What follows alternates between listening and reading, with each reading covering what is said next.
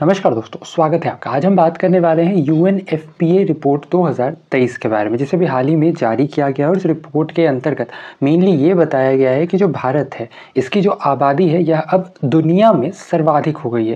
यानी कि बाकी सारे देशों के मुकाबले भारत की जो जनसंख्या है यह सबसे ज़्यादा हो गई है। आइए जानते हैं इसी से जुड़ी कुछ अन्य महत्वपूर्ण जानकारी। तो बिना ज़्यादा समय लिए वीडियो को शुरू करते हैं। सबसे पहले जानते हैं सुर्खियों में क्यों है। दरअसल अभी हाल ही में UNFPA यानी यूनाइटेड नेशन पॉपुलेशन फंड के द्वारा अभी हाल ही में एक रिपोर्ट जारी की गई। इस रिपोर्ट का नाम था the state of world population report 2023। इस रिपोर्ट का शीर्षक था 8 billion lives, infinite possibilities, the case for right choice.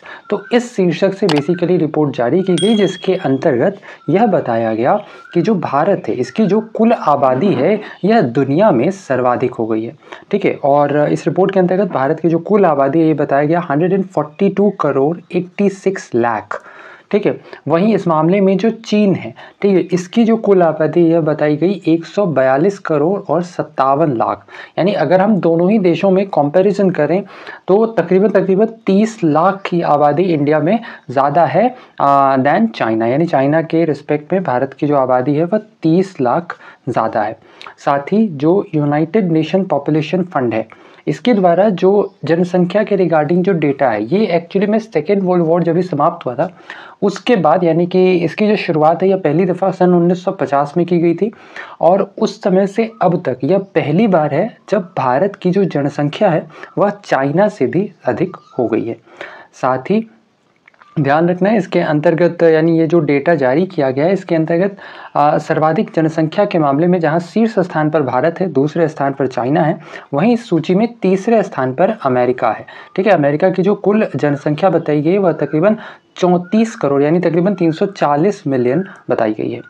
बात करें भारत की तो इस रिपोर्ट के अंतर्गत बेसिकली यह बताया गया है कि जो भारत है, ठीक है, यहाँ एक्चुअली में जो युवा आबादी है इसमें भी वृद्धि देखने को मिली है। यानी कि अगर हम बात करें तो जो भारत की युवा आबादी है ये काफ़ी ज़्यादा है भारत के अंदर। सबसे पहले हम बात करें 0 to 14 एज के अंतर्गत, तो ये जो आबादी है तकरीबन 25% है। इसके अलावा 10 से 19 वर्ष के बच्चों की आबादी तकरीबन 18% है। 10 से 24 की बात करें तो यह 26% और 15 से 64 की बात करें तो यह तकरीबन 68% है। वहीं 65 वर्ष से अधिक आयु के लोगों की जो आबादी है यह केवल 7% है।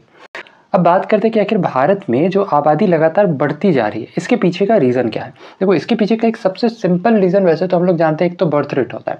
ठीक है, बर्थ ज़्यादा है, लेकिन जो मेन रीज़न होता है वो ये होता है कि देखो इंडिया में क्या है ना कि जो बर्थ रेट है, जो जन्म दर है वो तो ज़्यादा है ही है, साथ ही साथ जो इंडिया की डेथ रेट है इसमें कमी आई है, जिसके वजह से जो आबादी है वह लगातार बढ़ती जा रही है। अगर हम बात करें 1950 की, सन 1950 से, तो जो भारत की डेथ रेट थी ये एक्चुअली में पर 1000 पीपल 28 थी। यानी कि 1000 लोगों में 28 लोगों की मौत किसी न किसी बीमारी की वजह से सामान्यतः हो जाया करती थी। लेकिन अगर हम एट प्रेजेंट बात करें तो यह जो 28 का संख्या है यह घट करके 7.4 पर आ गया। यानी कि जो डेथ रेट है उसमें काफ़ी कमी हो गई है। ठीक है, जिसकी वजह से भी जो भारत की आबादी है यह लगातार बढ़ती जा रही है। वहीं चाइना की बात करें तो चाइना की भी 1950 के दशक में तकरीबन जो चाइना के अंदर जो डेथ रेट था यह तकरीबन 23 था। ठीक है, और यह अब जो है यह घट करके 7.37 पर आ गया है।